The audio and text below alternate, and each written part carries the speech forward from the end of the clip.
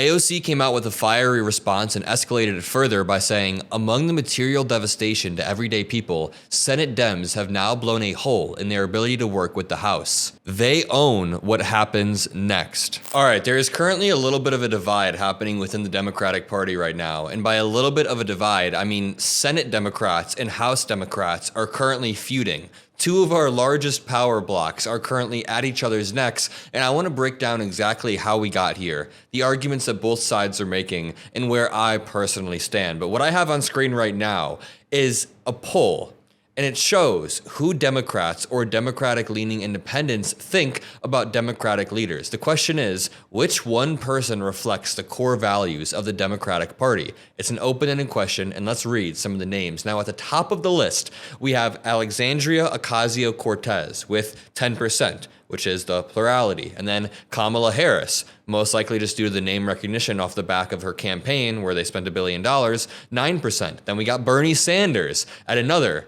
8%. We got Hakeem Jeffries, Barack Obama, Jasmine Crockett, all around 6%, 4%, 4%. Some of the other names we have are Gavin Newsom, Nancy Pelosi, but honestly, this sounds about right. AOC being at the top of the list, in my mind, sounds about right. She's been one of the most effective communicators in the Democratic Party, and she's the one that actually, I think, was most outspoken about Senate Democrats going back on their word. And I want to explain what argument Schumer is making, but the main thing that Schumer did wrong, in my opinion, is completely flip on his word. This dude backstabbed not only the entirety of the House Democrats, but he also backstabbed a lot of his other Senate Republicans, politicians who put it all on the line to vote no when cloture came, and Chuck Schumer literally backstabbed them and helped Trump. So 2 days before the vote, which I'll explain in 1 second, this is what AOC was saying on CNN when asked if she would ever challenge or primary Schumer. Would you, what do you think of the job that Chuck Schumer is doing? Would you ever challenge him, do you think?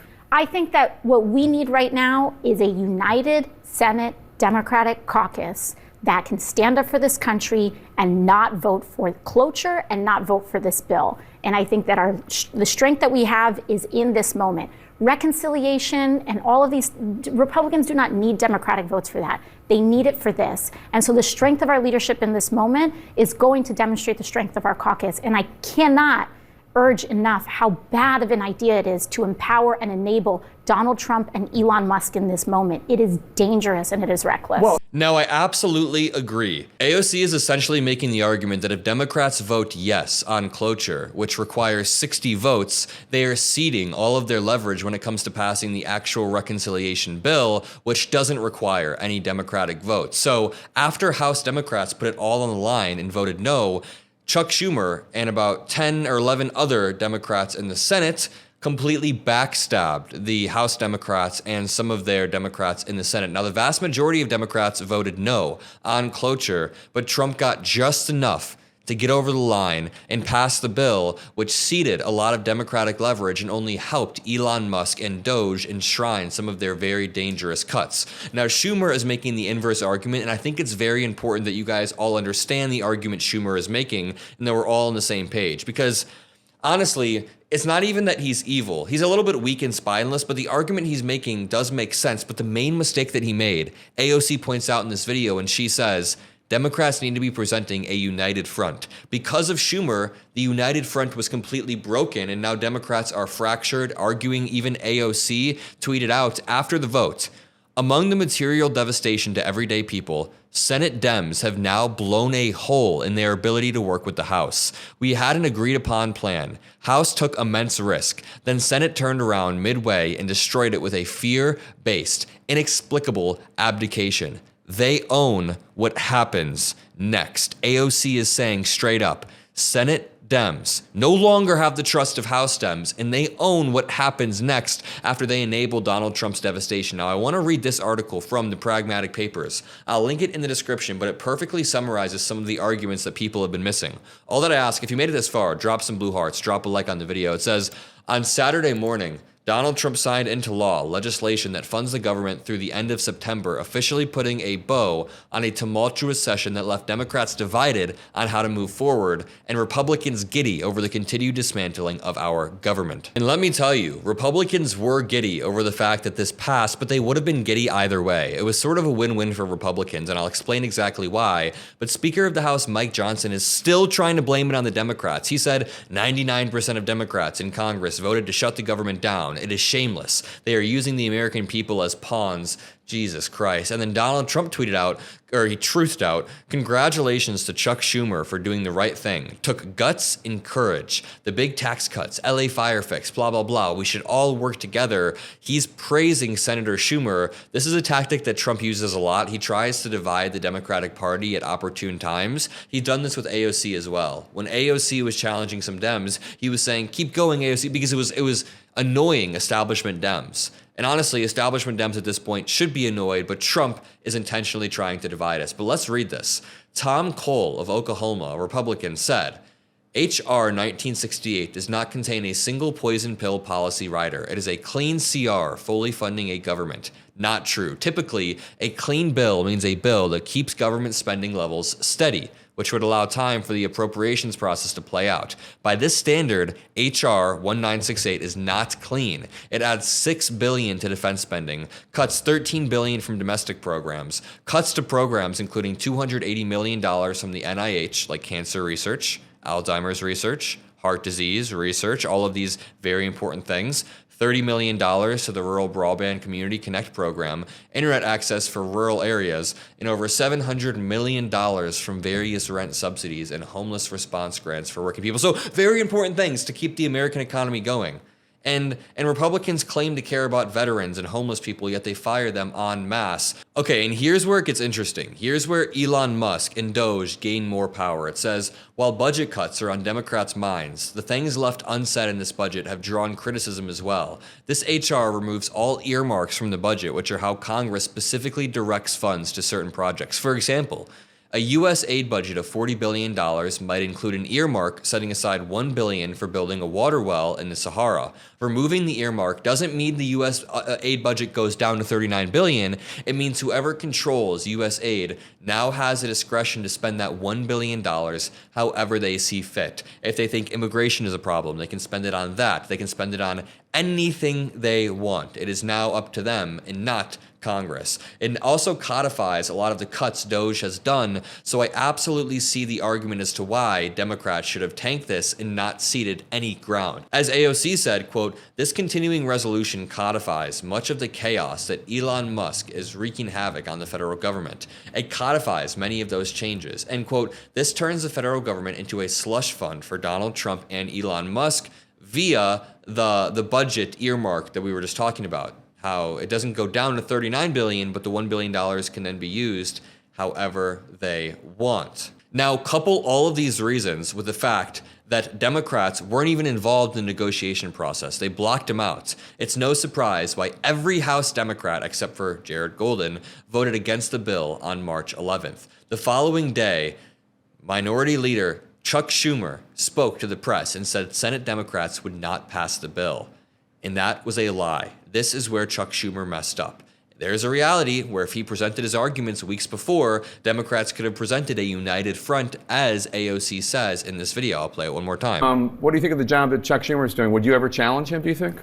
I think that what we need right now is a united Senate Democratic caucus that can stand up for this country and not vote for cloture and not vote for this bill. She's definitely right. They just need to be united on something, ideally not passing the bill. But, quote, our caucus is unified on a clean April 11 CR, said Chuck Schumer, but it wasn't certain if Democrats would actually shut down the government. Quote, the CR is a terrible bill, but a shutdown has a lot of consequences. And here are the 4 reasons that Chuck Schumer cites.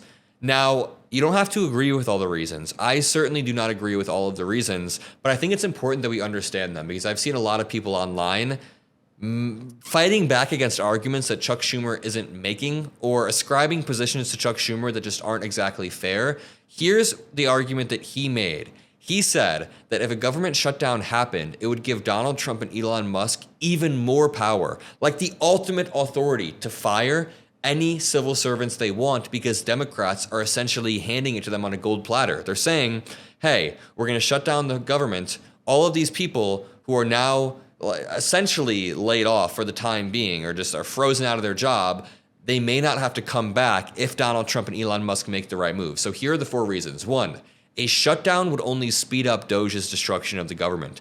Trump would be the one to then determine which agencies are essential and can remain open, and the others he could furlough with no promise of rehiring anyone once the government opens again. So, if the government shut down, Trump could then just keep 3 agencies open indefinitely for a year, and then boom, they achieved whatever they wanted easily. Number 2, if we enter a shutdown, says Chuck Schumer, congressional Republicans could weaponize their majorities to cherry pick which parts of the government to reopen. In a protracted shutdown, House and Senate Republicans could bring bills to the floor to reopen only their favored departments and agencies while leaving other vital services they don't like to languish. Shutdowns suck for real. And for everyday Americans, I mean, many people, it really does suck for many people. Donald Trump would have another distraction to keep the eyes away from his awful agenda. Now, I think the last 2 points are rather weak. Number 3, you can debunk by saying shutdowns do suck, but at the same time, passing this bill and codifying the cuts that Doge made also harms Americans. Or Donald Trump would have another distraction to keep eyes away. I mean, this wouldn't be a distraction. This would fall on Donald Trump and the Republicans, ideally. But the first 2, there is credence to the argument. I still don't think it's enough to justify voting yes and enabling Donald Trump, but there is a reality where if the government shut down, it could speed up Elon Musk and Doge's destruction. Schumer also states that Republicans wanted a shutdown, citing reports that Elon Musk really wanted to go against the White House's stated position, and Elon Musk behind closed doors was actually yearning for a shutdown because he knew that it would give him this perfect opening to not rehire hundreds of thousands of civil servants. I mean, it would just be game over. He would achieve what he wanted to achieve. Some have speculated that there is some sort of backdoor deal that Schumer got, but there hasn't been any credible reporting. There has not been one credible report other than that picture people are spreading around, but that was from a while back. While Donald Trump took to social media to praise Schumer's guts and courage, Democrats were less enthused. And of course, Trump is playing towards a broader strategy of dividing Democrats. Now, Nancy Pelosi is the one that released a statement saying, quote, "We must fight back for a better way. Listen to the women, for the people." And Nancy Pelosi released a pretty fiery statement. Nancy Pelosi brought some fire, and she said Democratic senators should listen to the women. And she's not wrong. She is not wrong whatsoever. She was pushing back on what Chuck Schumer did. Quote, "I cannot underscore enough how incorrect that is if they vote for the continuing resolution," said Ocasio-Cortez on News Nation. Quote, "I think it's a huge slap in the face, and I think there's a wide sense of betrayal if things proceed as currently planned. And boy, let me tell you, Democrats were not happy. I was pretty unhappy with Schumer caving and being spineless. We had leverage. We had so much leverage." So here are my raw thoughts, and it's a really tough situation. It is nuanced. It is more nuanced than a lot of people are making it out to be, and we have to accept that. If you can't accept that, then you're still far behind. People on Twitter have this really one-dimensional view. It's nuanced. Yes, a government shutdown does suck, but Democrats have a lot of leverage in this exact moment. In this exact very moment, or I guess 4 days ago, we had so much leverage over Donald Trump and Elon Musk that we could have exercised in 100 different ways, yet we didn't. We caved for absolutely nothing, and that is what bothers me. Also, what bothers me is the lack of unity within the Democratic Party. I mean, the vast majority of Democrats put everything on the line to vote no, and Schumer effed them over. Literally effed them over. Ultimately, despite the backlash, Schumer voted to pass the bill along with Catherine Cortez Masto, Dick Durbin of Illinois. I live in Chicago, so damn, Dick Durbin, get a hold of things, man. John Fetterman, Kirsten Gillibrand, Maggie Hassan, Angus King, Gary Peters, Brian Schatz, Jenna Shaheen. While the vote is over, the discourse is not. Quote, "CNN's conversation with 36 Democratic senators, also members of the House, and top aides and other prominent leaders detail a cratering of support within the party, and that led to AOC's tweet. Among the material devastation to everyday people, Senate Dems have blown a hole in their ability to work with the House. We had an agreed-upon plan. The House took immense risk. Then Senate turned around midway and destroyed it with a fear-based, inexplicable abdication. They own what happens next, and I'll leave it at that. Drop a like, subscribe, have a great rest of your day, and I'll see you in the next video. Peace out.